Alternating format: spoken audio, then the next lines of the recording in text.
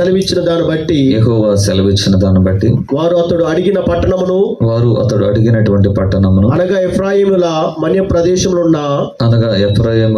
ప్రదేశంలోనున్న Timnah Tirzah ఆరు అను తనకిచ్చిరి. అతనికి ఇచ్చిరి. దేవునికి స్తోత్రం. హల్లెలూయా. దేవుని యొక్క పరిశుద్ధ గ్రంథంలో వాగ్దాన దేశము అనేటువంటిది దేవుడు ఇశ్రాయేలు యొక్క ప్రజలకి దేవుడు స్వాస్థ్యంగా ఇచ్చినట్టుగా మనం చూస్తూ ఉన్నాం. అయితే ఈ స్వాస్థ్యముల గురించి గత కొన్ని వారాలుగా ఆత్మీయ తండ్రి గారు దైవజనులు మనతో మాట్లాడుతూ ఉన్నారు. ఈ స్వాస్థ్యముల గురించినటువంటి ముగింపు కూడా దగ్గరికి వచ్చి ఆశ్రయపురాల్లోనికి వెళ్ళడం మనము సాయంకాలపు ఆరాధనలో మనం చూస్తూ ఉన్నాం. కనుక ఈ సరిహద్దులు, ఈ యొక్క స్వాస్థ్యములు, వీటిని గురించి మాట్లాడినప్పుడు ఇశ్రాయేలు 12 గోత్రములు 11 గోత్రముల వారికి దేవుడు స్వాస్థ్యములను ఇచ్చి ఆ స్వాస్థ్యములకు దేవుడు సరిహద్దులను ఏర్పాటు చేశాడు. ఆయన అంటే ఎవరి సరిహద్దుల్లో ఆ గోత్రం వాళ్ళే నివసించాలి. రూబేను గోత్రం వాళ్ళు రూబేను యొక్క సరిహద్దుల్లో నివసించాలి. సిమియోను గోత్రం వాళ్ళు సిమియోను యొక్క సరిహద్దుల్లో నివసించాలి. ఇలా 11 గోత్రముల వాళ్ళు అందరూ కూడా వారి యొక్క సరిహద్దుల్లో వారు మాత్రమే నివసించాలి. మరొకరు సరిహద్దు దాటి మరొకరు వెళ్ళకూడదు. అయితే ఈ యొక్క 11 సరిహద్దుల్లో వీళ్ళు 11 గోత్రాలు వాళ్ళు నివసిస్తూ ఉండగా ఒక విశేషమైనటువంటి కృప ఏంటంటే 11 గోత్రముల్లో కూడా ఒక గోత్రం నివసించడానికి దేవుడు వారికి అనుమతి ఇచ్చాడు. వారి గోత్రమే లేవి గోత్రం. ప్రతి గోత్రములో కూడా వారికి సరిహద్దులు లేవు. దేవునికి స్తోత్రం. వారికి దేవుడి సరిహద్దులు నియమించలేదు. లేవి గోత్రం మిగిలినటువంటి 11 గోత్రాలన్నింటిలో కూడా ఈ లేవి గోత్రాలు వాళ్ళు నివసించడానికి వారి గోత్రాల్లో ఉన్నటువంటి పట్టణాలని, పొలముల్ని వారి కొరకు దేవుడు ఆయన ఇచ్చాడు. ఆయన వారికి స్వాస్థ్యం లేదు. వారికంటూ వాగ్దాన దేశంలో ఒక స్వాస్థ్యంగా దేవుడు వారికి ఏమీ ఇవ్వలేదు. కనుక దేవుడు సెలవిచ్చినటువంటి ఆ వాగ్దాన దేశంలో 11 గోత్రముల వాళ్ళకి కూడా ఈ సరిహద్దులు నియమించాడు. అయితే ఈ సరిహద్దులు ఏవైతే ఉన్నాయో ఈ సరిహద్దుల్లో మనకి నెమ్మది ఉన్నదా అనే దాని గురించి మనం ఈ దినాన ధ్యానించాలి. ఎందుకొరకంటే 147వ కీర్తనలో కీర్తనకారుడు ఏమని రాస్తాడు అని అంటే, ఏమని రాస్తాడు చూడండి, చదవండి అన్నది. 147వ కీర్తనలో 147వ కీర్తన చూడండి, ఒక మాట ఉంటుంది అక్కడ. 147వ కీర్తనలో 12, 13, 14 వచనాల్లో ఒకసారి దయచేసి. యెరూషలేమా యెహోవాను కొనియాడుము, సియోను నీ దేవుని కొనియాడుము, ఆయన నీ గుమ్మముల గడియలను బలపరిచి ఉన్నాడు, నీ మధ్యను నీ పిల్లలను ఆశీర్వదించి ఉన్నాడు, నీ సరిహద్దులలో సమాధానము కలుగు చేయవాడు ఆయనే. ఆమేన్. హల్లెలూయా, హల్లెలూయా. నీ సరిహద్దుల్లో ఆయన నెమ్మది కలుగు చేయవాడు ఆయనే. అంటే ఈ సరిహద్దులు ఏవైతే ఉన్నాయో ఈ సరిహద్దుల్లో నెమ్మది కలుగు చేసేటువంటి వాడు దేవుడే. మన సరిహద్దుల్లో ఎంతమంది మన సరిహద్దుల్లో మనకు నెమ్మది ఉన్నది. మనము స్వాస్థ్యములో నివసిస్తూ ఉన్నాం, స్వాస్థ్యంలోనికి వచ్చాం. కానీ స్వాస్థ్యములో శత్రువులు ఉంటే, స్వాస్థ్యములో వ్యాధులు ఉంటే, స్వాస్థ్యములో రోగాలు ఉంటే, స్వాస్థ్యములో శాపాలు ఉంటే, స్వాస్థ్యములో పాపం ఉంటే, ఒకవేళ స్వాస్థ్యంలోకి వచ్చిన తర్వాత కూడా మనం లోకానుసారమైనటువంటి ఐగుప్తు సంబంధమైనటువంటి ఆశలు కోరికలు ఉంటే ఒకవేళ ఆ స్వాస్థ్యంలో సమాధానం ఉంటుందంటారా? ఆ స్వాస్థ్యము కలిగినటువంటి సరిహద్దుల్లో నెమ్మది ఉంటుందంటారా? ఈ దినాన్న మన స్వాస్థ్యంలో మనకు ఒక నెమ్మది కావాలి. మన సరిహద్దుల్లో ఒక నెమ్మది కలగాలి. అలాంటి నెమ్మది కలిగినటువంటి ఒక ఆత్మ దేవుడు మన మీద కుమ్మరించును గాక. అలాంటి ఒక ఆత్మని దేవుడు మన సరిహద్దుల్లో, మన స్వాస్థ్యాల్లో దేవుడు అనుగ్రహించును గాక. కనుక దేవుడు వారికి సరిహద్దులు నియమించినప్పుడు, దేవుడు వారికి సరిహద్దులను ఏర్పాటు చేసినప్పుడు వారి సరిహద్దుల్లో వారు దాటి వెళ్ళకూడదు అనుకున్నాడు. ఆ సరిహద్దుల ప్రకారంగా వారు జీవించాలనుకున్నాడు. కానీ ఒక గోత్రమునకు మాత్రం దేవుడు ఏం చేశాడు అని అంటే, ప్రతి గోత్రంలో కూడా వారు నివసించడానికి దేవుడు ఏర్పాటు చేశారు. వారే దేవుని యొక్క సేవకులైనటువంటి లేవీయులు, యాజకులు. వారు ఉండటం ద్వారా వారి సరిహద్దుల్లో నెమ్మది కలుగుతుంది. వారు ఆ యొక్క స్వాస్థ్యాల్లో ఉండటం ద్వారా వారి సరిహద్దుల్లో ఉన్నటువంటి ఆ ప్రజలకు ఒక దీవెనకరమైనటువంటి, ఒక సమాధానకరమైనటువంటి, నెమ్మది కలిగినటువంటి పరిస్థితులు వస్తాయి. కనుక సరిహద్దులను ఏర్పాటు చేసినటువంటి ఆ యొక్క యెహోషువ లేదంటే మోషే వారు మాట్లాడినప్పుడు స్వాస్థ్యములకు వారి సరిహద్దులను ఏర్పాటు చేశారు. కనుక ఈ స్వాస్థ్యములు ఏదైతే ఉన్నాయో వారికి స్వాస్థ్యాలను ఇచ్చినప్పుడు ఏమిచ్చారంటే వారికి పొలములను ఇచ్చారు. ఏమిచ్చారు? వాళ్ళకి మంచి ద్రాక్ష తోటలను ఇచ్చారు, పొలములను ఇచ్చారు. వారి స్వాస్థ్యములవే. స్వాస్థ్యము అంటే ఏంటంటే దాని ద్వారా వారు జీవనోపాధి పొందడం, ఆ పొలముల ద్వారా వారు జీవించడం. కానీ లేవీయులకి స్వాస్థ్యం లేదు. అంటే వాళ్ళకి ఏ విధమైనటువంటి జీవనోపాధి లేదు, జీవనాధారం లేదు, దేవుడే వారికి జీవనాధారమై ఉన్నాడు. నేనే మీకు స్వాస్థ్యం అని చెప్పాడు ఆయన. ఎంత ఆశ్చర్యకరమైనటువంటి విషయం ఏంటంటే, ఇదిగో ఇశ్రాయేలీయుల యొక్క 11 గోత్రాల వారికి ఆ ఇశ్రాయేలు దేశంలో ఉన్నటువంటి భూభాగమును, పొలములను, వారి యొక్క తోటల్ని దేవుడు స్వాస్థ్యముగా ఇచ్చాడు. దేవుడికి స్వాస్థ్యం ఏమిటి అని అంటే, ఇశ్రాయేలు యొక్క 12 గోత్రాలు కూడా దేవునికి స్వాస్థ్యం. దేవుడి స్వాస్థ్యం ఏంటి అని అంటే, ఇశ్రాయేలు యొక్క 12 గోత్రాలు దేవునికి స్వాస్థ్యం. మరి 12 గోత్రాల వాళ్ళకి స్వాస్థ్యం ఏంటి అని అడిగితే, 12 గోత్రాల వాళ్ళకి స్వాస్థ్యం ఏంటి అని అంటే 11 గోత్రాల వారికి స్వాస్థ్యం ఇస్తూ దేవుడు ఏమన్నాడంటే, ఈ భూభాగం అంతయు మీకు స్వాస్థ్యం అన్నాడు. మరి లేవి గోత్రానికి స్వాస్థ్యం ఏంటంటే దేవుడు అన్నాడు, ఇదిగో నేనే మీకు స్వాస్థ్యం అని చెప్పాడు. హల్లెలూయా, హల్లెలూయా. నేనే మీకు స్వాస్థ్యం అన్నాడు. దేవుడికి ఇశ్రాయేలు 12 గోత్రాలు స్వాస్థ్యం అయితే, మిగిలిన 11 గోత్రాల వారికి వారి భూభాగాల స్వాస్థ్యం అయితే, లేవీలకి ఏ స్వాస్థ్యము లేదే, మాకేమీ లేదే అనుకుంటే, ఏమీ లేకపోవడం ఏంటి, నేనే మీకు స్వాస్థ్యం అని దేవుడు చెప్పాడు. ఆయన అంత ఆధిక్యతనిచ్చాడు, అంత ఘనతనిచ్చాడు. ఇశ్రాయేలు ప్రజలు 11 గోత్రాలు వారికి ఇచ్చినటువంటి స్వాస్థ్యముల్లో, తోటల్లో వారు పనిచేస్తూ ఉన్నారు, వారికి ఇచ్చినటువంటి భూభాగాల్లో పనిచేస్తూ ఉన్నారు, వారి పొలాల్లో పనిచేస్తూ ఉన్నారు. కానీ ఆశ్చర్యకరమైనటువంటి సంగతి ఏంటంటే, ఇదిగో ఇశ్రాయేలు 11 గోత్రములు వారి తోటల్లో పనిచేస్తూ ఉంటే, ఒక గోత్రం మాత్రం దేవుడు ఏర్పరచుకున్నటువంటి ద్రాక్ష తోటలో పనిచేస్తూ ఉన్నారు. ఆ గోత్రం ఆ తోట ఏంటంటే సంఘము అనబడినటువంటి దేవుని యొక్క స్వాస్థ్యమై ఉన్నది.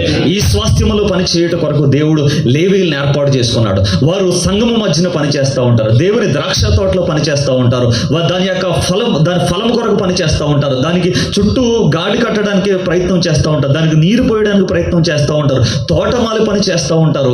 వారు చేస్తున్నటువంటి ఆ పని, ఆ పరిచర్య, ఆ స్వాస్థ్యమును ఎలాగైనా సరే జాగ్రత్తగా కాపాడాలి అనేటువంటి ఒక భారము, బాధ్యత కలిగిన వారే కన్నీరు కారుస్తూ ఆ ద్రాక్ష తోట దేవుని మహిమ కొరకు ఫలించినట్లుగా వారు ప్రయాసపడుతూ ఉండగా, అటువంటి లేవీయులకి దేవుడు అన్నాడు, నేనే మీకు స్వాస్థ్యం అని దేవుడు చెప్పాడు. ఆమేన్, స్తోత్రం, హల్లెలూయా. కనుక దేవుని యొక్క ప్రియ సంగమా, దేవుని యొక్క వాక్యం మనతో మాట్లాడుతున్నటువంటి దాంట్లో ఇదిగో వారికి స్వాస్థ్యములు ఇచ్చినప్పుడు దేవుడు ఇందులో 3 రకాలైనటువంటి వారిని చూసాం. రూబేను, దాను, మనస్సే గోత్రాల వాళ్ళు, వారు యొర్దానికి అవతలన్నటువంటి పశువులకు గడ్డి కోసం ఆలోచించి వారి యొక్క ముందుగా తొందరపాటు నిర్ణయాల వల్ల కోరుకున్నటువంటి స్వాస్థ్యాలు.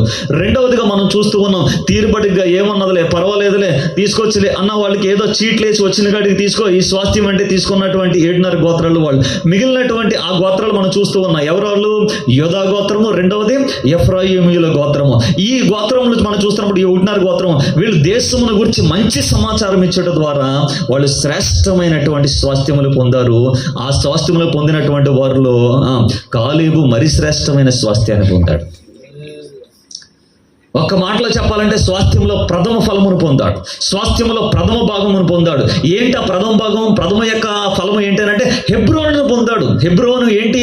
మొట్టమొదటిగా అబ్రహాము తాను 400 వెండి ఇచ్చి ఆ యొక్క వ్యాపారంలో చెల్లేటువంటి ఆ 400 వెండి యొక్క తొలముల యొక్క తూచి ఇచ్చి కొన్నటువంటి మొదటి స్వాస్థ్యమును ఎవరు కోరుకున్నారు అంటే, నిండు మనసుతో దేవుని సేవించినటువంటి కాలేబు ఆ స్వాస్థ్యాన్ని దక్కించుకున్నాడు. దేవునికి స్తోత్రం, హల్లెలూయా. మిగిలినటువంటి స్వాస్థ్యాలు వచ్చాయి, కానీ అబ్రహామే వెల ఇచ్చి కొన్నటువంటి ఒక స్వాస్థ్యం ఉన్నది. ఆ స్వాస్థ్యం ఏంటంటే హెబ్రోను. హెబ్రోన్లో ఒక నేర్పించినటువంటి ఒక అద్భుతమైన పాఠం ఏంటంటే, హెబ్రోను అంటే సహవాసం అంటాం. మనకు తెలుసు, అంతవరకు చనిపోయిన తర్వాత ఎక్కడో చోట ఏదో విధంగా పాతి పెట్టడం మనకు తెలుసు. కానీ హెబ్రోన్లోకి వచ్చిన తర్వాత, సహవాసంలోకి వచ్చిన తర్వాత అబ్రహాము మనకు నేర్పించినటువంటి ఒక అద్భుతమైన పాఠం ఏమిటి అని అంటే, ఇదిగో నా భార్య కొరకు నేను ఒక శ్మశాన భూమిని, ఒక పొలంలో ఒక శ్మశాన భూమిని, ఒక గుహను కొన్నాను. ఆమె చనిపోయింది, నేను చనిపోయిన తర్వాత ఆమెతో పాటు నన్ను కూడా పాతి పెట్టండి, ఆ స్వాస్థ్యంలో పాతి పెట్టండి. అంటే జీవించినంత కాలం స్వాస్థ్యంలో జీవించాము, చనిపోయిన తర్వాత స్వాస్థ్యంలోనే మమ్మల్ని పాతి పెట్టండి అనేటువంటి ఒక అద్భుతమైనటువంటి పాఠాన్ని నేర్పించారు. ఈ రోజున భార్యగా, ఈ రోజున స్వాస్థ్యంలోనికి రావడం కాదు, భర్తగా స్వాస్థ్యంలోనికి రావడం కాదు, బిడ్డలుగా స్వాస్థ్యంలోనికి రావడం కాదు, కుటుంబాలుగా స్వాస్థ్యంలోనికి రావలసినటువంటి ఒక పాఠాన్ని దేవుడు మనకు నేర్పిస్తూ ఉన్నాడు. ఆయన అబ్రహాము, సారా ఆ స్వాస్థ్యంలో పాతి పెట్టబడ్డారు. తర్వాత ఇస్సాకు, రెబ్కా అదే స్వాస్థ్యంలో పాతి పెట్టబడ్డారు. ఆ తర్వాత వచ్చినటువంటి యాకోబు, లేయా అదే స్వాస్థ్యంలో పాతి పెట్టబడ్డారు. ఇదిగో తండ్రులు, పిల్లలు వాళ్ళందరూ కూడా స్వాస్థ్యంలోనే జీవించారు, స్వాస్థ్యంలోనే పాతి పెట్టబడ్డారు. మరలా వారి స్వాస్థ్యంలో నుంచి పునరుద్ధరణలై తిరిగి లేస్తారు వాళ్ళు. అలాంటి స్వాస్థ్యమును వాళ్ళు కోరుకున్నారు. అలాంటి స్వాస్థ్యము కొరకు కాలేబు దేవుని నిండు మనసుతో సేవించాడు. అందుకొరకే ఆ కాలేబు ఆ స్వాస్థ్యములోకి వచ్చిన తర్వాత, ఆ యోధా గోత్రం స్వాస్థ్యములోకి వచ్చిన తర్వాత అంటాడు, ఇదిగో అందరికీ స్వాస్థ్యాలు ఇస్తున్నటువంటి సమయంలో యోధా అంటాడు, ఇదిగో నేను ఆ కాదేశులో ఉన్నప్పుడు ఆ మోషే మనల్ని పంపించినప్పుడు నేను యెహోవాను నిండు మనసుతో సేవించాను కదా, నాకు దేవుడే ఇచ్చినటువంటి మాట ఏంటంటే, ఇదిగో నువ్వు అడుగు పెట్టినటువంటి స్థలము నేను నీకు స్వాస్థ్యముగా ఇస్తానని దేవుడే చెప్పాడంట కాలేబుకి. దేవునికి స్తోత్రం. చూడండి, సంఖ్యాకాండం 14వ అధ్యాయంలో మనం చూస్తే, సంఖ్యాకాండం 14వ అధ్యాయము, సంఖ్యాకాండం 14వ అధ్యాయము, సంఖ్యాకాండం 14వ అధ్యాయము, క్షమించాలి, 13వ అధ్యాయం 30వ వచనం చదవండి. కాలేబు మోషే ఎదుట జనులను నిమ్మలపరిచి మనము నిశ్చయముగా వెళ్ళుదుము, దాన్ని స్వాధీనపరచుకుందుము, దాన్ని జయించుటకు మనకు శక్తి చాలును అన్న దేవునికి స్తోత్రం. మోషే అలాంటి ఒక నాయకుడే ప్రజల్ని నిమ్మలపరచలేకపోయాడు. ఆ టైంలో మోషే లాంటి నాయకుడే లక్షల మంది ప్రజల్ని సముద్రాలు దాటించిన వాడే, యొర్దాన్లు దాటించినటువంటి ఆ అనుభవం దగ్గరకు వచ్చినటువంటి వాడే, అంత మహిమ కలిగినటువంటి సేవ చేసినటువంటి మోషేయే ఒకానొక టైంకి వచ్చినప్పుడు మోషే ప్రజలు ఏం చేయలేకపోడంట, కంట్రోల్ చేయలేకపోడంట. కానీ ఒక్క మాట చేత నిమ్మలపరిచేసాడంట. దేవునికి స్తోత్రం. ఏం పర్వాలేదు, ఏం అవదు, ఏం చేయలేరు వాళ్ళు. అక్కడ అనాకీయులు ఉన్నారని వాళ్ళు భయపెట్టారు, మిగిలినటువంటి గోత్రాల వాళ్ళు. అక్కడ అనాకీయులు ఉన్నారు. అనాకీయులు ఎవరో నెఫేలీయుల సంబంధులు. ఆ 6వ అధ్యాయం ఆదికాండంలో ఈ జలప్రళయన కారణమైనటువంటి ఆ భయంకరమైన బలత్కారమైనటువంటి ఆ సంతానం కారణమైనటువంటి ఆ శాసనం ఎక్కడున్నది అంటే, ఇదిగో మేము హెబ్రోను యొక్క ఆ కొండల మీద మేము చూసామని చెప్తున్నారు వాళ్ళు. బాగా బలవంతులు వాళ్ళు, రాక్షస సంబంధమైనటువంటి వాళ్ళు. వాళ్ళని చూస్తేనే భయం వేసింది. వాళ్ళని చూస్తూ ఉంటే వాళ్ళ ముందు మేము మెడతల్లో ఉన్నాం, ఏం స్వాస్థ్యం, ఏం గొడవ, పోతే పోయిందని చెప్పేసి, ప్రాణాలు పోకుండా ఉంటే చాలని చెప్పేసి భయపడినటువంటి సందర్భాల్లో మాకు అసలు అందులో భూమిలో ఒక జాగా కూడా, ఒక అడుగు పెట్టే స్థలం కూడా మాకు వద్దనుకున్నటువంటి సమయంలో ఒక్కడు ముందుకు వచ్చాడు. అతని పేరు కాలేబు. ఒక్కడు ముందుకు వచ్చి మాట్లాడాడు, ఏం పర్వాలేదు, అనాకీలు ఏంటి, ఇది లేదంటే ఆ నెఫీలీలు ఏంటి, ఎవరుంటే ఏంటి, ఏం పర్లేదు, వారిని జయించుటకు మనకి ఏం సరిపోద్ది అన్నాడు, శక్తి సరిపోద్ది అన్నాడు. 40 సంవత్సరాల వయస్సులో దేశమును చూడడానికి వెళ్ళినటువంటి కాలేబు 45 సంవత్సరాల ప్రయాణం తర్వాత, దేవునికి స్తోత్రం, అంటే మోషేకి 80 సంవత్సరాల వయసులో ఉన్నప్పుడు తగిలినటువంటి కాలేబు మోషేతో ప్రయాణం చేసిన 40 సంవత్సరాల్లో మోషే 120 సంవత్సరాలకు చేరుకుంటే కాలేబు 85 సంవత్సరాలకు చేరుకున్నప్పుడు అప్పుడు కాలేబు అంటున్నాడు, ఏమంటున్నాడనంటే, ఇదిగో మోషే నన్ను కాదేశు నుంచి వాగ్దాన దేశమును పంపించి చూడమన్నప్పుడు నాకెంత బలం ఉన్నదో, ఇదిగో 85 సంవత్సరాల తర్వాత కూడా నాకు అదే బలం ఉన్నదని కాలేబు చెప్పాడు. ఆ బలమున గల కారణం ఏంటో తెలుసా? ఆ బలము తగ్గకపోవడానికి గల కారణం ఏంటో తెలుసా? దేవుడి నిండు మనసుతో సేవించాడు కనుక దేవుని యొక్క బలం తగ్గలేదు. దేవుడి బలం ఎప్పుడైనా ఎన్నడైనా తగ్గిందా? తగ్గలేదు. దేవుని బలము ఎన్నడూ ఎప్పుడు తగ్గని రీతిగానే యెహోవాని నిండు మనసుతో సేవించిన వాని యొక్క బలము కూడా 45 సంవత్సరాలు అలాగే నిలకడగా ఉన్నది. నువ్వు నిండు మనసుతో దేవుని సేవించినంత కాలము నీ బలము తగ్గదు, నీ సత్తువ తగ్గదు, నీలో ఉన్నటువంటి శక్తి తగ్గదు, నీలో ఉన్న ఉద్యోగం తగ్గదు, నీలో ఉన్నటువంటి దేవుని యొక్క ఆ తీవ్రత తగ్గదు, ఆ ప్రార్థనలో ఉన్నటువంటి ఆ మంట తగ్గదు. నిండు మనసుతో దేవుని సేవించడం కాలేబుల్ అంటే ఒక అభిషేకం దేవుడు మన మీద కుమ్మరించును గాక. దేవుడు అలాంటి కృపతో మన దేవుడు నింపును గాక. ఏంటయ్యా 85 సంవత్సరాల వయసులో నాకు బలం తగ్గలేదు అంటున్నావు, ఏంటి నీ బలము? ఒక కర్ర పట్టుకోకుండా నడవడం నీ బలమా? వణుకుపోకుండా లేదంటే జీవించడం నీ బలమా? నీ భోజనం నువ్వే చేసేటువంటి బలమా? లేదంటే నీ పనులు నువ్వు చేసుకునే బలమా అంటే అన్నాడు, కాదు, నాకు ఎలాంటి బలం ఉన్నది అని అంటే, ఇదిగో ఆ అనాకీయులతో ఆ కొండల మీద ఉన్నటువంటి వాళ్ళ ఎవరైతే మిగిలిన గోత్రాల వాళ్ళతో భయపడ్డారో వాళ్ళతో పాటు యుద్ధం చేయడానికి కావలసినటువంటి బలం ఉన్నదని కాలేబు చెప్పాడు. ఆమేన్, హల్లెలూయా. ఏ బలం ఉన్నదంట? అనాకీయులతో యుద్ధం చేయడానికి కావలసినటువంటి బలం ఉన్నదే. ఎన్ని సంవత్సరాల వయసులో? 85 సంవత్సరాల వయసులో ఏ మాత్రం బలము తగ్గినటువంటి కాలేబు యోధా గోత్రం అన్నది, ఇదిగో ఆ అనాకీయులతో యుద్ధం చేయడానికి నాకు అదే బలం ఉన్నది, నాకు ఏ మాత్రము కూడా భయం లేదు. ఆ రోజున ఏ సమాచారం చెప్పానో, 45 సంవత్సరాల క్రితం ఏ మాట చెప్పానో ఆ మాట కొరకే నేను ఇన్ని సంవత్సరాలు ప్రయాణం చేసి ఎదురు చూశాను.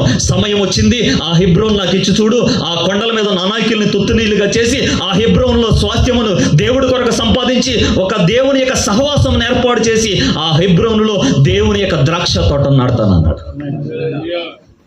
గుర్తున్నది. యోధా గోత్రమునకు యాకోబు దీవించినటువంటి ఈ దీవెన గుర్తున్నది.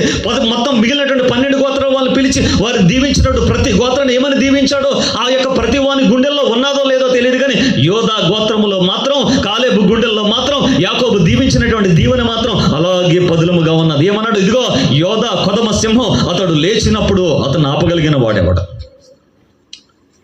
యోధా లేచిన 49వ అధ్యాయం ఆదికాండంలో మాట్లాడుతున్నాడు. అతను దీవిస్తున్నటువంటి సమయంలో యోధా గోత్రపు సింహమై ఉన్నది. అది లేచినప్పుడు అంట ఎవరు దాన్ని ఆపగలరు? అది శిలోహుకు వచ్చే వరకు కూడా, అంటే శిలోహుకు వచ్చింది. ఎవరో శిలోహుకు వచ్చిన వాడు ఎవరో? ప్రభు అయినటువంటి యేసు క్రీస్తే శిలోహులోనికి వచ్చాడు. యెహోషువ దేవుణ్ణి సేవించడం వలన ఆ శిలోహుకు వచ్చాడు. ఆ తర్వాత శిలోహులో ఉన్నటువంటి ఆ ఎఫ్రాయిమీయుల దేవుడు యేసేపు గుడారాన్ని అసహించుకున్నాడు. ఆ తర్వాత అక్కడి నుంచి ఎక్కడికి వచ్చాడంటే యోధా గోత్రములోనికి వచ్చాడు ఆయన. యోధా గోత్రంలోనికి, యోధా స్వాస్థ్యంలోనికి దేవుడు వచ్చేసాడు. ఆయన దేవుడు ఎక్కడ నివసించాలనుకున్నాడంటే కెరూబుల మధ్య నివసించి దేవుడు అతి పరిశుద్ధ స్థలంలో నివసించేటువంటి దేవుడు దేవుని స్వాస్థ్యమైనటువంటి దేవుని ప్రజల మధ్య నివసించాలని భూమి మీదకి వచ్చాడు ఆయన. అందులో దేవుడు ఏ గోత్రంలో నివసించాలని దేవుడు కోరుకున్నాడు అని అంటే ఇదిగో యోధా గోత్రంలో నా నివాసం ఉండాలని కోరుకున్నాడు. అందుకొరకే దావీదు రాస్తున్నటువంటి కీర్తనలో చూడండి, 132వ కీర్తనలో దావీదు మాట్లాడుతూ ఉంటాడు. దావీదు రాస్తున్నటువంటి కీర్తనలో దేవుని యొక్క వాక్యంలో నుంచి 132వ కీర్తన 6వ వచనం చదవండమ్మా. అది ఎఫ్రాతాలో ఉన్నదని మేము వింటిమి, యాయూరు పొలముల్లో అది దొరికెను, ఆయన నివాస స్థలములకు పోదుము రండి. ఎక్కడ ఉన్నది? ఎక్కడ? యోధా గోత్రంలో. వెతికాడంట దావీదు, వెతికాడు, కాలేబు వెతికాడు, యోధా గోత్రం వెతుకుతున్నారు. దేన్ని వెతుకుతున్నారు? దేవుని నివాస స్థలం ఎక్కడ ఉన్నది, దేవుడు ఎక్కడ నివసిస్తాడు, దేవుడు ఎక్కడ ఉంటాడని ఆ రోజున యాకోబు వెతికాడు. ఆ తర్వాత అక్కడ ఉన్నటువంటి యోధా గోత్రం వెతికింది, ఇక్కడ దావీదు వెతుకుతున్నాడు. అందుకొరకే దావీదు ఎక్కడికి వచ్చాడు అని అంటే హెబ్రోన్లోనికి వచ్చాడు. ఎక్కడికి వచ్చాడు దావీదు? దావీదు హెబ్రోన్లోనికి వచ్చాడు. హెబ్రోన్లో 7 సంవత్సరాలు పరిపాలన చేశాడు. దావీదు వచ్చిన తర్వాత హెబ్రోన్లోనికి అక్కడ ఉన్నటువంటి మందసాన్ని తీసుకుని వచ్చాడు. హెబ్రోన్లోనికి దావీదు వచ్చాడు. హెబ్రోన్లోనికి మందసాన్ని తెచ్చాడు. హెబ్రోన్ కొరకు అక్కడున్నటువంటి అనాకీల్ని, శత్రువుల్ని వెళ్ళగొట్టడం కొరకు కాలేబు యుద్ధాలు చేశాడు. దేవునికి స్తోత్రం, హల్లెలూయా. అదే అంటున్నాడు, ఏమన్నాడు? ఇదిగో నా బలమేమీ తగ్గలేదు. దేనికి తగ్గలేదు అని అంటే అనాకీయులతో యుద్ధం చేయడానికి ఏం తగ్గలేదంట, నా బలం తగ్గలేదు. అందుకొరకే మాట్లాడుతున్నాడు. యెహోషువ గ్రంథంలో చదవండి, మరలా మూల భాగాన్ని మరలా ఒక మాట చదువుదాం మనం. సరిహద్దులను బట్టి ఆ దేశమును స్వాస్థ్యములుగా పంచిపెట్టుట ముగించిన తర్వాత ఇశ్రాయేలీయులు నూను కుమారుడైనటువంటి యెహోషువకి ఏమిచ్చారంట? స్వాస్థ్యం ఇచ్చిరి. యెహోవా సెలవిచ్చిన దాన్ని బట్టి వారు అతడు అడిగిన పట్టణమును అనగా ఎఫ్రాయిమీయుల మన్య ప్రదేశంలో ఉన్న తిమ్నాతును అతనికి ఇచ్చిరి. అంటే అతను అడిగి తీసుకుంటున్నాడు.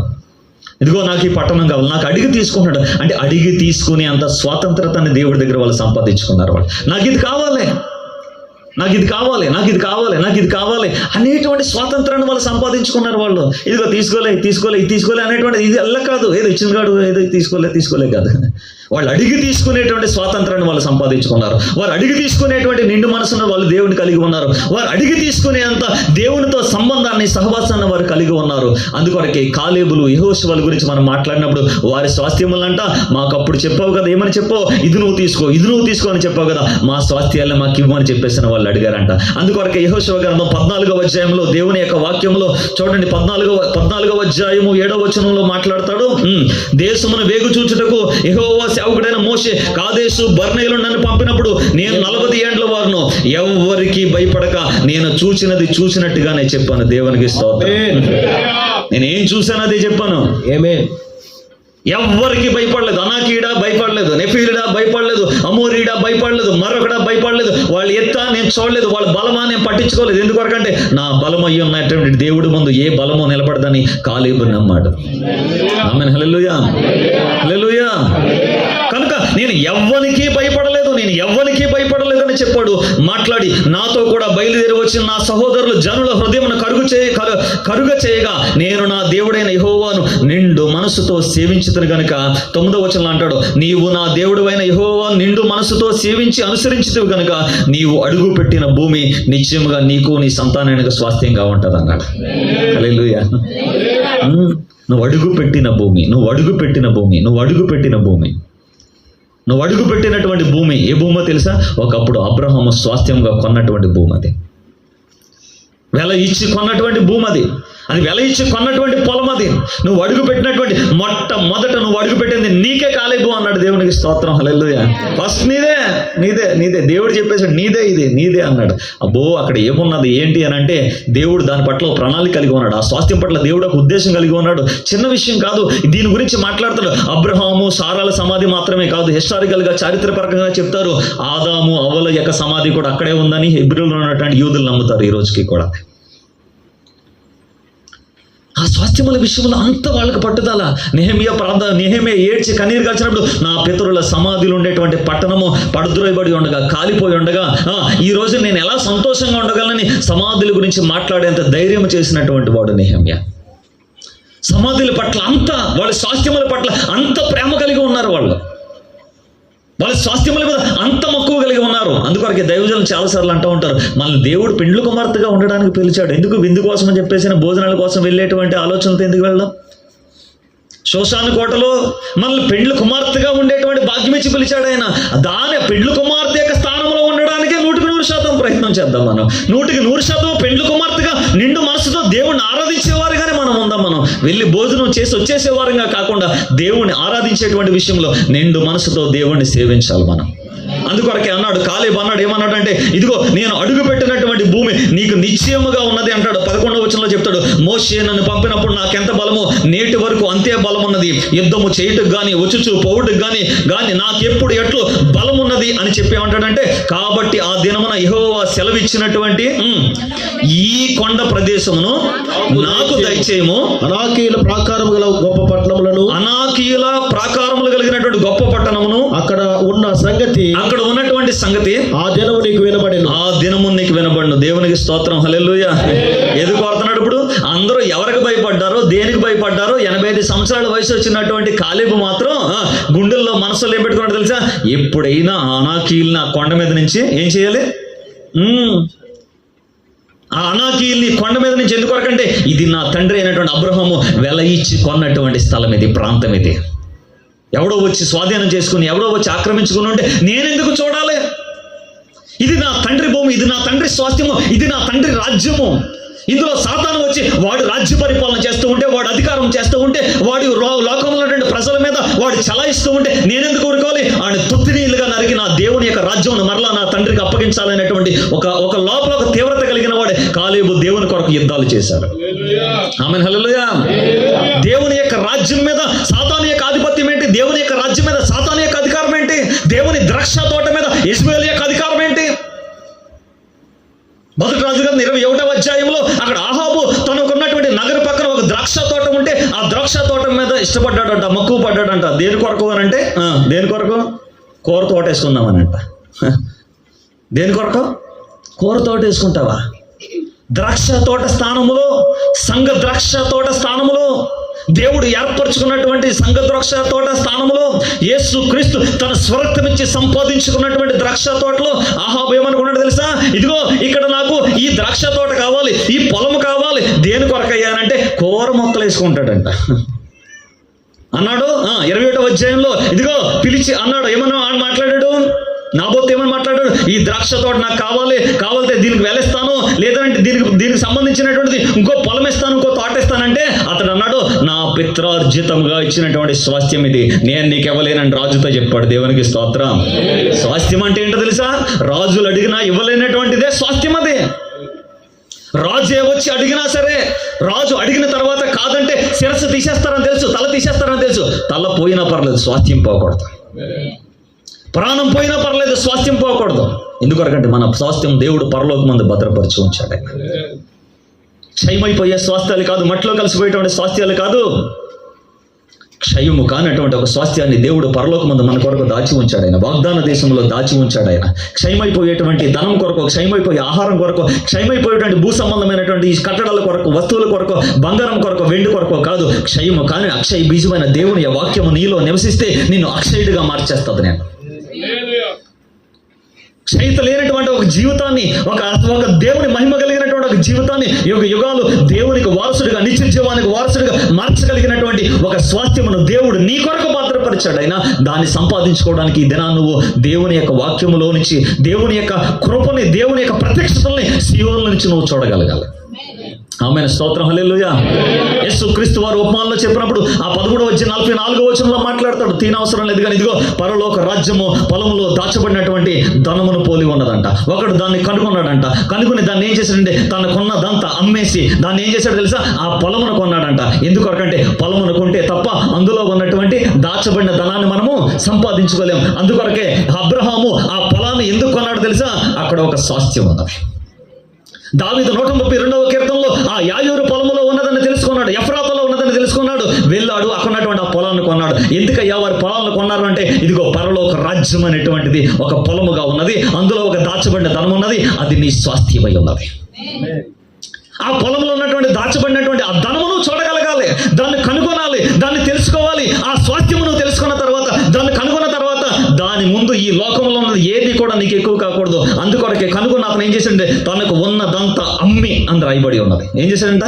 తనకున్నదంతా అమ్మి, మొత్తం అంతా అమ్మేశాడు. అమ్మేసి ఏం కొన్నావేంటే పొలం కొన్నా. పొలం ఎందుకు మొత్తం అంతా అమ్మి పొలం ఎందుకు కొన్నావనండి? అందులో నాకు ఓడబారని స్వాస్థ్యం అన్నది, క్షయము కాని స్వాస్థ్యం అన్నది. ఆ స్వాస్థ్యము కొరకు, ఆ మహిమ కలిగిన కిరీటము కొరకు, ఆ మహిమ కలిగిన రాజ్యం కొరకు, ఆ నిత్యత్వము కొరకు ఈ లోకంలో ఉన్న సమస్తాన్ని పెంటగా ఎంచుకున్నానని పౌలు మాట్లాడాడు. తనకున్నదంతా కూడా మొత్తం అంతా కూడా పెంటగా వదులుకున్నటువంటి పౌలు లాంటి వాళ్ళకి అర్థమైంది స్వాస్థ్యాలు. ఈ దినాన మనకు దేవుడిచ్చేటువంటి స్వాస్థ్యం ఏంటో మనకు అర్థం కావాలి. అందుకొరకే నాబోతు యొక్క ఆ ద్రాక్ష తోటను అడిగినప్పుడు అన్నాడు, ఇది నా పితరార్జితము అని చెప్పాడు. ఏమని చెప్పాడు? నా పితరులు ఇచ్చినటువంటి స్వాస్థ్యము పితరులు ఇచ్చారు. వాళ్ళు పితరులు ఇచ్చినటువంటి స్వాస్థ్యము నేనెవను అంటే అప్పుడు దిగింది యెజబెలు. ఏం చేయింది? ఎందుకలా మూతి ముడిచిన అలా పడుకున్నావు ఎందుకు అని అహాబుని అడిగింది. వచ్చి అడిగితే అప్పుడు అన్నదే, నేను అడిగితే ద్రాక్ష తోట అడిగితే ఏమన్నాడు అని అంటే, సర్లే నువ్వు అలా ఉండు అని చెప్పేసి అప్పుడు రంగంలోకి దిగి ఏం చేసింది? ఇదిగో కొంతమందికి తాకీదులు పంపించి, చీట్లు పంపించి చెప్పినటువంటి విషయం ఏంటంటే ఉపవాస దినాలు ప్రకటించిందని చెప్పింది. ఎవరు? యెజబెలు ఉపవాస దినాలను ప్రకటించి నాబోతు యొక్క ప్రాణాన్ని ద్రాక్ష తోటకు వెలుపల తీసుకుని వెళ్ళి ప్రాణం తీసేసింది. ద్రాక్ష తోట వెలుపలకు తీసుకెళ్లి ప్రాణం తీసింది. చూడండి అక్కడ రాజుల గ్రంథము 21వ అధ్యాయము, రాజుల గ్రంథం 21వ అధ్యాయంలో, రాజుల గ్రంథం 21వ అధ్యాయము 13వ వచనం చదవండి. అప్పుడు పనికిమాలిన ఇద్దరు మనుషులు సమాజంలో ప్రవేశించి అతను ఎదుట కూర్చుండి నాబోతు దేవుని రాజుని దూషించినని జనుల సమక్షమున నాబోతు మీద సాక్ష్యం పలుకగా వారి పట్టణము బయటికి అతన్ని తీసుకుని పోయి రాళ్లతో చావగొట్టారు. ఎక్కడ తీసుకెళ్ళిపోయారంట? బయటికి, స్వాస్థ్యమునికి బయటికి, ద్రాక్ష తోటకు బయటికి, వెలుపలికి తీసుకెళ్ళిపోయి అక్కడ రాళ్లతో కొట్టి చంపేశారు. వాళ్ళు చనిపోయిన తర్వాత అప్పుడు వచ్చి యెజబెలు వచ్చి అంటుంది, ఇదిగో లే లే లే లే అహాబు లే, చనిపోయాడు. ఎవరు? నాబోతు చనిపోయాడు. నువ్వు రూపాయి కూడా ఇవ్వకుండా ద్రాక్ష తోట నువ్వు స్వాధీనపరచుకోవచ్చు, ఇదిగో స్వాధీనపరచుకో అని చెప్పేసి 16వ వచనంలో చెప్పిన తర్వాత ఇదిగో ఇజ్రాయేలుడైన నాబోతు ద్రాక్ష తోటను స్వాధీనపరచుకోబోయెను. ఎవరు? ఆహాబు. ఎప్పుడైతే స్వాధీనపరచుకోబోయాడో 17వ వచనంలో వచ్చేసాడు ఏలియా. దేవునికి స్తోత్రం. 17వ వచనంలో ఎవరు వచ్చారు? అప్పుడు యెహోవాకు తిష్బీడని ఏలియాకు ప్రత్యక్షమై ఇలాగ సెలవిచ్చాను, నీవు లేచి సొమ్ములో ఉన్నటువంటి ఇశ్రాయేలు రాజును ఆహాబును ఎదుర్కొంటూ బయలుదేరము. అతడు నాబోతు ద్రాక్ష తోటలో ఉన్నాడు, దాన్ని స్వాధీనపరచుకోబోతూ ఉన్నాడు. దాన్ని స్వాధీనపరచుకుంటానికి లోకంలో ఉన్నటువంటి ఎవరికి అధికారం లేదు. రాజులకు కానీ, లోకంలో ఉన్నటువంటి అధికారులకు కానీ ఎవరికి అధికారం లేదు. ఎందుకంటే నా ప్రభు స్వరక్తం ఇచ్చి సంపాదించినటువంటి సంఘం అది. ఇది ప్రభు యొక్క స్వాస్థ్యము, ప్రభు యొక్క సంఘము, ప్రభు యొక్క బిడ్డలు. ఇది ప్రభు యొక్క అధికారం చేత ఈ రోజున నడిపించబడవలసినటువంటి స్వాస్థ్యం ఇది. అందుకొరకే యాకోబు నా స్వాస్థ్యం అన్నాడైనా, ఇశ్రాయేలు ప్రజలు నా స్వాస్థ్యం అన్నాడైనా. ఆ స్వాస్థ్యం మధ్యన పని చేయడానికి, ద్రాక్ష తోటలో పని చేయడానికి దేవుడు ఏర్పరచుకున్నాడు. మత్తయి సువార్త 21వ అధ్యాయము 38వ వచనంలో దేవుని యొక్క వాక్యంలో చూడండి. మత్తయి సువార్త 21వ అధ్యాయము, మత్తయి రాసినటువంటి సువార్త, మత్తయి సువార్త 21వ అధ్యాయము 33వ వచనం చదవండి. మరి ఒక ఉపమానము వినండి. ఇంటి యజమానుడు ఒకడు ఉండెను. అతడు ద్రాక్ష తోట నాటించి దాన్ని కంచి వేయించి దాని చుట్టూ తొలిపించి గోపురం కట్టించి కాపులు గుర్తకిచ్చి ఆయన దేశాంతరం వెళ్ళిపోయాను. పండ్ల కాలం సమీపించినప్పుడు తన భాగం కొరకు ఆయన వచ్చినప్పుడు ఇదంతా ఉపమానం ఎందుకు చెప్తున్నాడు అని అంటే, యేసు క్రీస్తు వారు దేవాలయంలో బోధించుచూ ఉండగా ప్రధాన యాజకులు పెద్దలు అందరూ వచ్చి, నువ్వు ఏ అధికారాన్ని బట్టి నువ్వు ఈ కార్యం చేస్తున్నావు, నీకు అధికారం ఎవరిచ్చారు, నీకు ఈ అధికారం ఎవరిచ్చారు అని అంటే, దానికి సమాధానంగా ప్రభు చెప్తున్న మాట ఏంటంటే, ఇదిగో ద్రాక్ష ఒక ఉపమానం మీరు వినాలి. వాళ్ళు అడిగినటువంటి ఈ అధికారం ఎవరిచ్చారనేటువంటి ప్రశ్నకి ఏం చేశారంటే, వాళ్ళు ఒక సమాధానం చెప్తున్నాడు. ప్రభు ఏమని చెప్తున్నాడు అంటే, ఇదిగో ఒక వ్యక్తి యజమానుడు ఏం చేశాడంటే ద్రాక్షతో నాటించి దాన్ని కంచి వేసి దాంట్లో తొలిపించి అదంతా కూడా దానికి చేయవలసినంత గోపురం కట్టించి నీరు పెట్టించి అంతా చేసిన తర్వాత పండ్ల కాలం సమీపించినప్పుడు ఎవరు వచ్చారు? కొంతమంది దేవుడు దాసులను పంపించాడంట, వాళ్ళు కొట్టారంట. తర్వాత మరలా కొంతమందిని పంపించాడంట, వారిని కూడా కొట్టారంట. 37వ వచనంలో తొదకి నా కుమారుణ్ణి సన్మానించేదనుకుని తన కుమారుని వారి యొద్దకు పంపెను. అయినను ఆ కాపులు కుమారుని చూచి అతడు వారసుడు. దేవునికి స్తోత్రం. దేనికి వారసుడు? ఈ స్వాస్థ్యమునకు వారసుడు, ఈ ద్రాక్ష తోటకు వారసుడు. ఎవరా వారసుడు? నా ప్రభు అయినటువంటి యేసు క్రీస్తు. హల్లెలూయా. మన ప్రభు అయిన యేసు క్రీస్తు ఈ ద్రాక్ష తోటకు వారసుడు. ఈయన వారసత్వం కలిగినటువంటి వాడైన ఇదిగో ఆ వారసుడు వచ్చాడు అని చెప్పేసి వాళ్ళు ఏం మాట్లాడుతున్నారు? ఇతన్ని చంపి ఇతని స్వాస్థ్యము తీసుకుందామని రెండని చెప్పుకుంటారు. ఈ ద్రాక్ష తోటబడినటువంటి దేవుని యొక్క స్వాస్థ్యాన్ని వారసుడు వచ్చాడు, వారసుడిని చంపేస్తే ఎవరికి వస్తుంది స్వాస్థ్యం? ఇంకా మందైపోతుంది, రాజ్యం మందైపోద్ది అనుకున్నాడు. ప్రభువుని సిలువేసి చంపాలనుకున్నాడు. ప్రభువుని ఆయన సిలువలో భయంకరంగా ఆయన హింసించాలనుకున్నాడు, ప్రాణం తీయాలనుకున్నాడు. దేవుని యొక్క ప్రజలారా, కానీ వాడికి తెలియనటువంటి ఒక ప్రణాళిక ఏంటంటే, అదే రక్తాన్ని చెందించి ఆ రక్తం చేత తన యొక్క స్వాస్థ్యాన్ని ఆయన సంపాదించుకున్నాడు. ఆమేన్. హల్లెలూయా. అబ్రహాం అయితే 400 వెండి తొలములు ఇచ్చి తన భార్యను పాతి పెట్టుకోవడానికి ఒక స్వాస్థ్యాన్ని సంపాదించాడేమో కానీ, నా ప్రభు అయిన యేసు క్రీస్తు మరలా తిరిగి బ్రతికించడానికి ఒక స్వాస్థ్యాన్ని సంపాదించాడు. దానికి ఆయన చెల్లించినటువంటి వెల ఏంటంటే, ఆయన తన ప్రాణమును వెలగా చెల్లించాడు. ఆయన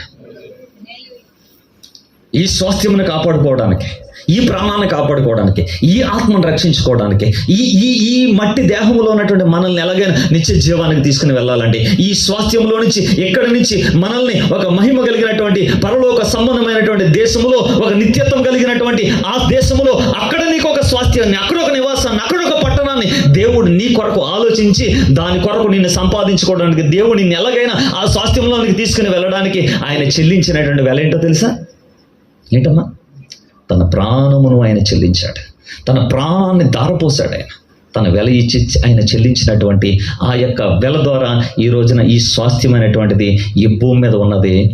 దేవుడు మాట్లాడుతున్నది ఏంటంటే, మనము ఈ స్వాస్థ్యమును జాగ్రత్తగా కాపాడుకోవాలి. పరిశుద్ధాత్మ ఈ స్వాస్థ్యమునకు సంచకరువుగా ఉందని చెప్పాడు పేతురు. దేవుడిచ్చినటువంటి ఈ అక్షయత, దేవుడిచ్చినటువంటి ఈ మహిమ కలిగినటువంటి జీవితము, ఈ పరిశుద్ధత, ఈ రక్షణ అనేటువంటి స్వాస్థ్యము హెబ్రీ పత్రికలో మాట్లాడుతూ, హెబ్రీలు రాసినటువంటి పత్రిక మొదటి అధ్యాయము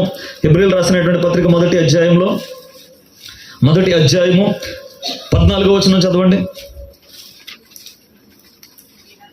వీరందరూ రక్షణయను స్వాస్థ్యమును పొందబోవారికి పరిచారము చేయుటకై పంపబడిన సేవకులైన ఆత్మల కారా. దేవునికి స్తోత్రం. దేవదూతలే రక్షణ అనేటువంటి స్వాస్థ్యం పొందిన వారికి పరిచారకులుగా దేవుడు చేశాడంట. ఆయన దేవుడిని ఆరాధించే దూతలు, దేవుని కీర్తించేటువంటి దూతలు, సైన్య సమూహము, అంత ఘనత, అంత కీర్తి ఉన్నటువంటి వాళ్ళని దేవుడు మనకి ఎలా మార్చేసాడని తెలుసా? ఒక్కసారి నువ్వు రక్షణ పొందితే చాలంట. దేవునికి స్తోత్రం. దేవుడు వాళ్ళు నీకు పనివారిగా మార్చేశాడంట. ఆయన నా కుమారుడు, ఒక్కసారి రక్షణ పొందిన తర్వాత నా బిడ్డ, ఒకసారి రక్షణ పొందిన తర్వాత నా కుమార్తె, ఒకసారి నా రక్షణ పొందిన తర్వాత నా స్వాస్థ్యం అది, నా స్వాస్థ్య భాగం అది, దాని కొరకు మిమ్మల్ని పనివారిగా నియమిస్తున్నాను అన్నాడు, పరిచారకులుగా నియమిస్తున్నాను అన్నాడు. దేవుడు ఒక్కసారి రక్షణ పొందితే ఇచ్చేటువంటి ఘనత, ఆధిక్యత, గొప్పతనం ఈ రోజు మనకు అర్థమవుతాయి. రక్షణ విషయంలో మనం నిర్లక్ష్యం చేయము. ఎందుకొరకంటే రక్షణ అనేటువంటిది ఒక మహిమ కలిగినటువంటి స్వాస్థ్యంగా వచ్చాడు దేవుడు. అది ఒక మహిమ కలిగినటువంటి స్వాస్థ్యముగా దేవుడిచ్చాడు ఆయన. దేవుడు అందుకొరకే యోధా గోత్రమును కోరుకున్నాను అన్నాడు ఆయన. కీర్తనల గ్రంథము 78వ కీర్తన 70వ వచనం నుంచి చూడండి. కీర్తనల గ్రంథము 78వ కీర్తన 70వ వచనం నుంచి కీర్తన గ్రంథము 78వ కీర్తన. తన దాసుడైన దావీదును కోరుకొని తన దాసుడైనటువంటి దావీదును కోరుకొని గొర్రెల దొడ్లలో నుండి అతన్ని గొర్రెల దొడ్లలో నుండి అతన్ని పిలిపించెను. పాడి గొర్రెలను వెంబడించుట మాన్పించి తన ప్రజలైనటువంటి యాకోబును తన స్వాస్థ్యమైనటువంటి ఇశ్రాయేలును మేపుటకై ఆయన అతన్ని రప్పించాడంట. హల్లెలూయా.